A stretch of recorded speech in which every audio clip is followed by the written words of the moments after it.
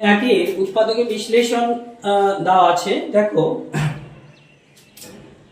এই অঙ্কগুলো আমরা দেখতে পাচ্ছি 12x² একটা ব্র্যাকেটের ভিতরে x+2 লেখা আছে।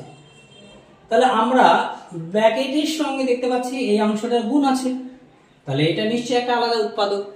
তাহলে আমরা লিখতে পারি এটার আগে উৎপাদক ভাঙবো, তাহলে 12কে উৎপাদকে ভাঙলে কি হবে 2 × 2 × 3। কিভাবে করলাম না 12 লসাগু 2, তাহলে 6, 2 তাহলে 3, 2 2 3। আর x স্কয়ারকে ভাঙলে কি হচ্ছে x × x, আর y কে ভাঙলে হচ্ছে শুধু একটা y। আর এটা যেহেতু ব্র্যাকেটে আছে, তার মানে ব্র্যাকেট মানে আমরা পড়েছি সংখ্যা, দুটো সংখ্যার মাঝে ব্র্যাকেট থাকা মানে কি গুণাকারে আছে।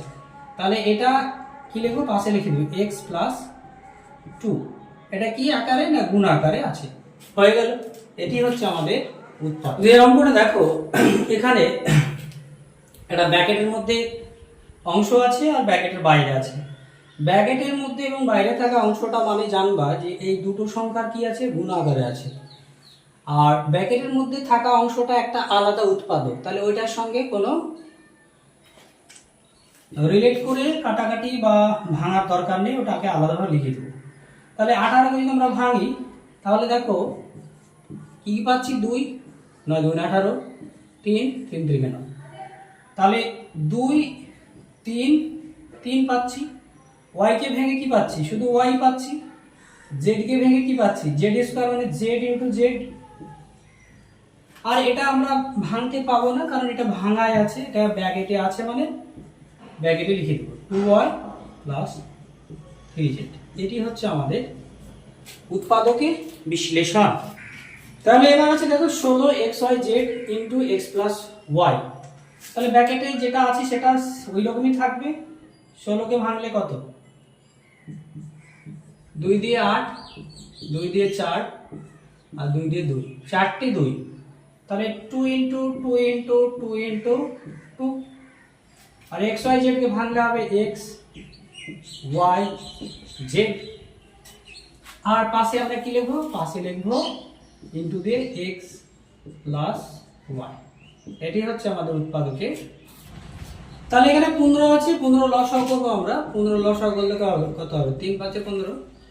তাহলে এটা 3 × 5 p, তাহলে একটা p, q², তাহলে দুটো q, তাহলে দুটো q ইনটু আকারে, আর এটা ব্র্যাকেটে লিখে দেবো ইনটু p + 3q। এটি হচ্ছে আমাদের অ্যানসার।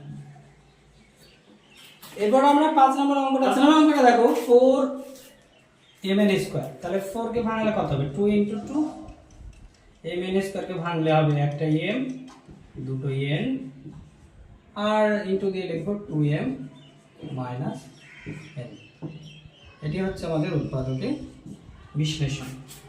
তো এই ছিল আমাদের 19.1 এর উৎপাদকের বিশ্লেষণ করি। আশা করি তোমরা বুঝতে পেরেছো। বুঝতে পারলে অবশ্যই ভিডিওটাকে লাইক করবে, আর আমার বোঝা ধরন ভালো লাগলে কমেন্ট করবে। কোন অঙ্কগুলো তোমাদের সমস্যা হচ্ছে বুঝতে সেগুলো জানিয়ে একটু কমেন্ট করবে, আর আমার সঙ্গে থাকার জন্য অবশ্যই চ্যানেলটিকে সাবস্ক্রাইব করবে। Thank you for watching this video.